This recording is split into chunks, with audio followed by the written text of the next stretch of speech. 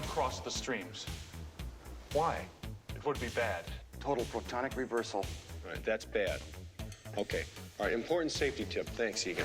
You know, Ghostbusters was kind of unusual in that it was one of the first epic scale comedies. If there's a steady paycheck in it, I'll believe anything you say. You know, we did 2 movies. We spent almost a year, you know, all total working together. I think everybody realized what original material it was.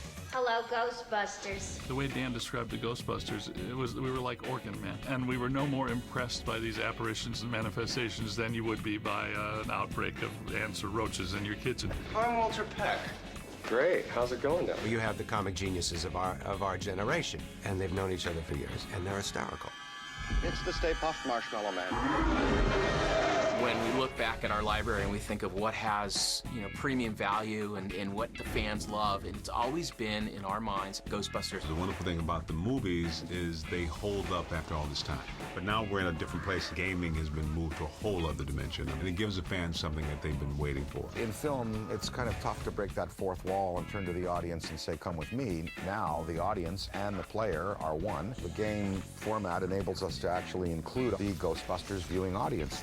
Ghostbusters is the video game I've always wanted to make since I've been in the industry, and I've only waited till the technology met up with what the movie could do before I started it. We came, we saw, we kicked its ass. Bill Atherton is back as Walter Peck, the EPA guy. Annie Potts is back as Janine, and then all the Ghostbusters is Ernie Hudson, Danny, me, and Bill Murray. Having Dan Aykroyd makes the game. Having Bill Murray, having, you know, Harold Ramis and Ernie Hudson, that makes the game. I mean, you have to have Janine answering the phone at Ghostbusters headquarters. I mean, you can't have someone else do that. Ghostbusters, what do you want?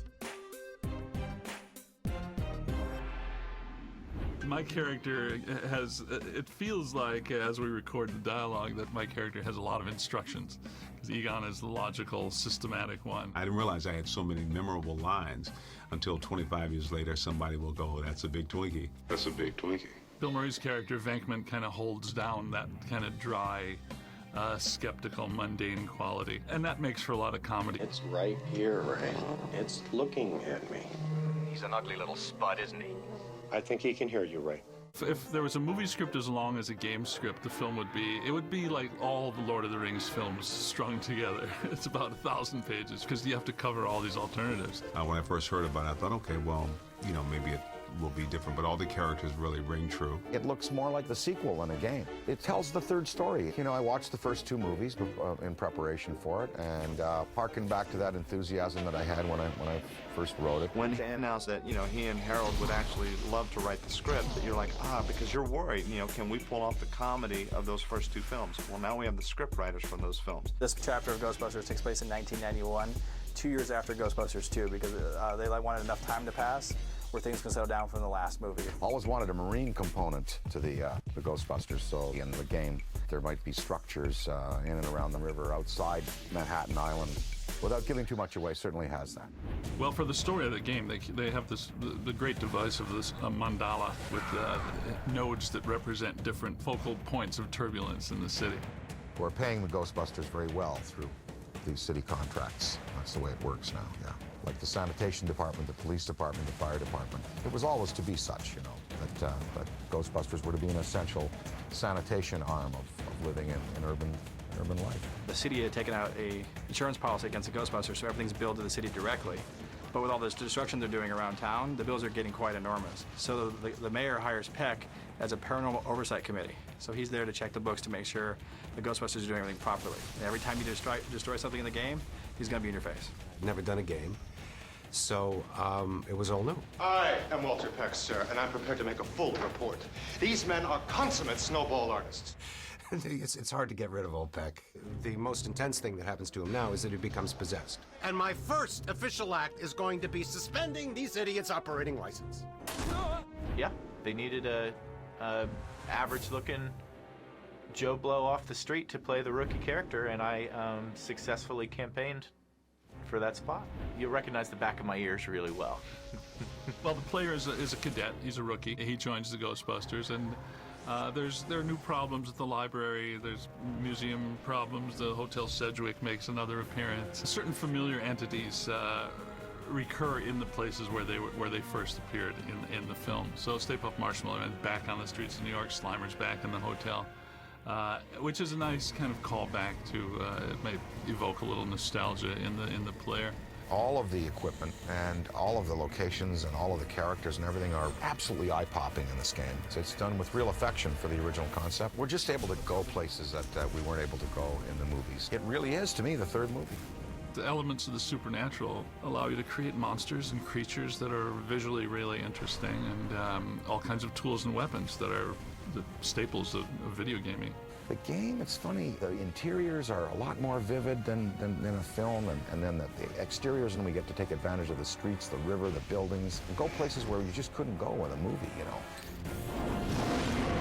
The gameplay in this game is unique. You're shooting a proton pack that's nuclear charged. It should blow up in a 3-mile radius, and using it to wrangle ghosts. And it's more of a, you're not shooting to destroy, you're shooting to capture. So this is the first game where you're out there and you're wrangling things and moving them around into a trap. You're trapping beings. If you were going to either trap ectoplasm or trap a full material apparition, you'd have to do it on a subatomic particulate level. You'd need some pretty sophisticated equipment. I figure it would cost about $90 billion to build actually build a prototype of one of those things. Dan immediately came back and told us, no, they need to be called this, this, and this, and he had definite technical terms. Bosons are the inner parts of the atomic structure, and they're very elusive, like mesons, muons, gluons. There's a whole science now that tries to trap these invisible particles. It's very dangerous playing with this stuff.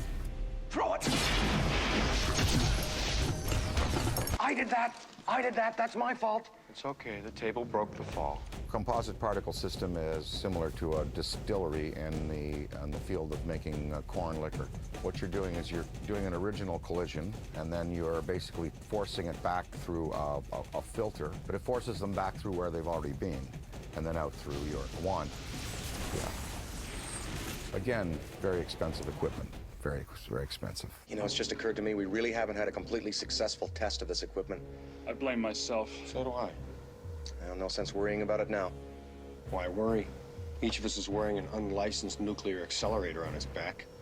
When we set out to work with the developer, we interviewed actually quite a few, and Terminal Reality came in with a demo that quite honestly blew us away. The Infernal Engine, our internal engine here at Terminal Reality, really allows us to create a living, breathing world, so to speak. We can put literally thousands of objects moving in through the environment at once. You can blow apart things. I mean, pretty much in a video game, you have to have walls, a floor, and a ceiling. Other than that, everything's fair game to be destroyed in Ghostbusters. In Ghostbusters, the video game, there's a lot of different equipment that the player has at their disposal. We've kind of taken the traditional proton stream and we've added some elements to it. If this was a movie, there wouldn't be the level of environmental destruction. We kind of go above and beyond. All the crowds, all the individual people actually have their own AI. There's no flocking AI. It's not hurting. I think one of the biggest challenges of working on this game is everybody wants this to be a great game. And then we bring to that the burden of knowing that gamers out there want this to be a great game.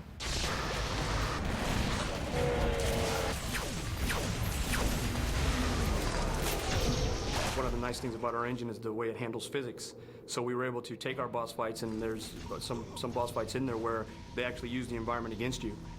This looks solid, this looks solid, this all looks solid, everything looks solid around us, but it's not solid at all. It's a seething mass of atoms. You've got your nucleus and protons and electrons, and you've got your paths around the nucleus, and then what's in between those paths and the nucleus, but space, matter, the same dark space that's out in the universe that we see, between the stars. And antimatter is a large part of what was created at the Big Bang. And in Ghostbusters, we were able to use that and put it into the positive world in the service of, cleaning out pesky spirits and stuff. So our objective from the very beginning with this game is that every minute of this game needs to be either fun, funny, or scary. And being a Ghostbuster, which is the ultimate experience we could deliver to a player. In this game, much like the movies, the player is going to be experiencing the equipment on the fly. Ghostbusters tend to go by the seat of their pants, and they don't often have much prep time. Slime Tether masters plasma and masters the plasma energy in the multiverse everywhere. And enables the operator to hold on to entities that would go back to the dimension they came from or vanish. They can't do it if once the slime tether touches them. Think of it as I guess, the glue on the bottom of a fly's, foot. It's that kind of viscous, almost like a psychically viscous material. My God is the question. No, but if asked, I always say I'm a god, yeah. Are you a god? No. Then We've actually managed to surprise most people at the end. There is a twist ending where people are actually taken aback. I do feel the fans have been looking for something else, ever since we did the second one. We felt like of all the movies that we have, this definitely is a video game. It's a special moment for all the Ghostbusters fans that have been wanting another storyline for Ghostbusters for 20 years, and to get the talent back together, to get the band back together, to get Sony willing to say yes, it's a perfect storm with the right engine, right license, and right talent. get her!